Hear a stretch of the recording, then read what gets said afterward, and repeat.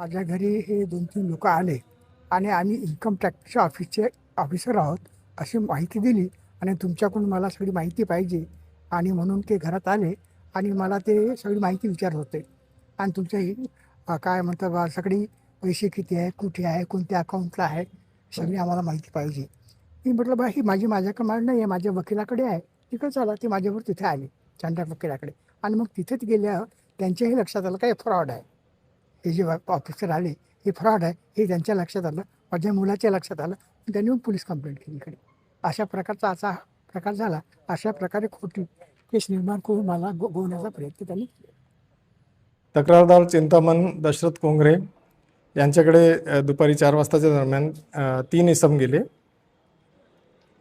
आणि आम्ही लोकसेवक आहोत, इन्कम टॅक्स ऑफिसर आहोत, तुमच्याकडे अवैध मालमत्ता आहे असे म्हणून त्यांना तुमच्या घराचा सर्च घ्यायचा आहे असं म्हणून त्यांना धमकावत होते.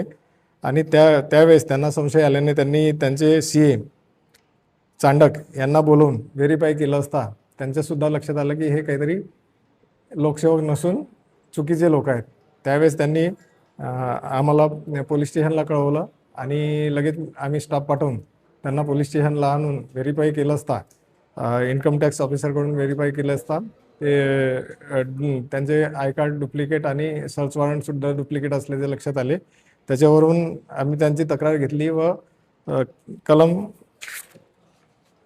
204, 318(1), 336(3), 340(2) प्रमाणे गुन्हा दाखल करत आहोत. फसवणूक करण्याच्या उद्देशाने गेलेले 3 आरोपी आमच्या ताब्यात आहेत. बाकी त्यांना गुन्हा दाखल करून बाकी तपास करण्याची तजवीज ठेवणार. यवतमाळ, नागपूर आणि वर्धा जिल्ह्याचे इसम आहेत.